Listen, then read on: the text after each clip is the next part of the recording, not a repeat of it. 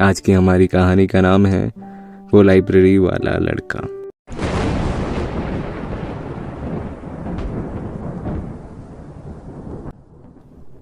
वैसे तो इस बरसात के मौसम में बारिश का होना लाजमी था, पर आज और दिनों के मुकाबले बारिश थोड़ा ज़्यादा हो रही थी।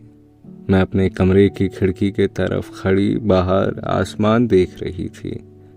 पूरे आसमान पर बादल बिखरे थे। तेज कड़कती बिजलियां बता रही थी कि आज शायद तूफान आएगा। आफरा, आप वहां क्या खड़ी हैं? बाहर बारिश हो रही है, अंदर आइए। जी अबू, मैंने अबू की तरफ देखकर कहा।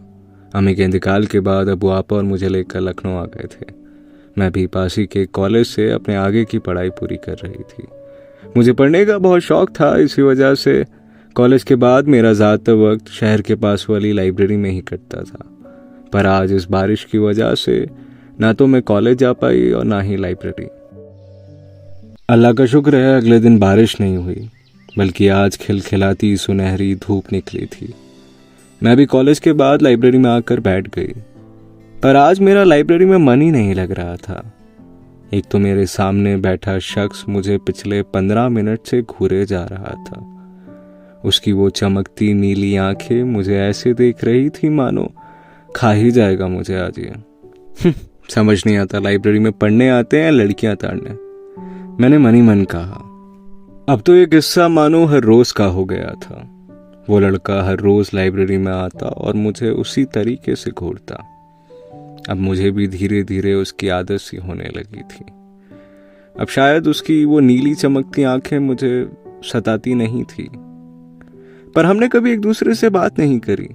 हाँ, कभी कभार किताब का पन्ना पलटते पलटते मेरी नजरें उसकी नजरों से टकरा जाती थी तो मैं हल्का सा मुस्कुरा देती थी।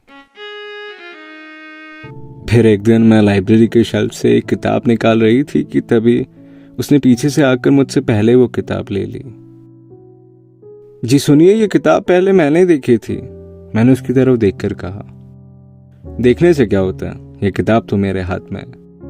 ये सुनकर मेरा मन तो किया कि उसका मुंह तोड़ दूं, पर मैं बिना कुछ बोले वहां से जाने लगी।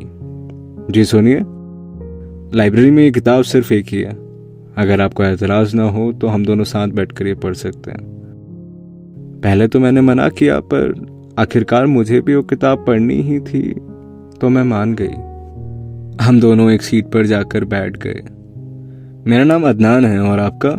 उसने अपना हाथ मेरी तरफ बढ़ाते हुए कहा। आफरा, मैंने उससे हाथ मिलाते हुए कहा। अब से मैं हर रोज कॉलेज के बाद लाइब्रेरी में आकर बैठ जाती। देखते ही देखते पता ही नहीं चला कब 8 महीने गुजर गए और मैं अदनान के इतने करीब आ गई। अब तो मेरा कॉलेज भी खत्म होने वाला था।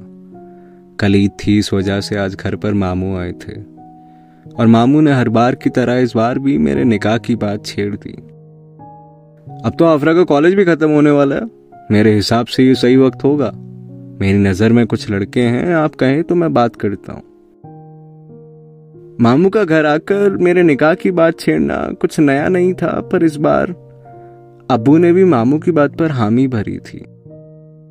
अब्बू ने मेरी तरफ देखा। मैं उनका सवाल समझ चुकी थी, पर मैं उन्हें कैसे बताती कि मेरे दिल में कोई और है। अब्बू बहुत सख्त थे, इसीलिए बात टालने के लिए मैंने कह दिया, अब्बू आपको जो मुनासिब लगे। फिर एक दिन ना जाने कहां से मुझ में इतनी हिम्मत आ गई कि मैंने अब्बू से कह दिया कि मेरे दिल में कोई और है। फिर क्या था, जैसा सोचा था वैसा ही हुआ। अब्बू ने मेरा घर से बाहर निकलना बंद करा दिया। मेरा फ़ोन भी मुझसे छीन लिया गया था, जिससे अब अदनान से बात करने का भी मेरे पास कोई जरिया नहीं था। मैं हर दिन घुट घुट कर जीने लगी थी। एक पल भी मानो 1 साल जैसा लगता था। आखिरकार वो दिन भी आ गया। आज मुझे देखने लड़के वाले आए थे। मैं अपने हाथों में चाय के कपों से सजा ट्रे लेकर उनके पास गई। मेरी खुशी का ठिकाना नहीं था जब मेरी नज़र लड़के की तरफ पड़ी। मेरा होने वाला शौहर और कोई नहीं बल्कि अदनान था।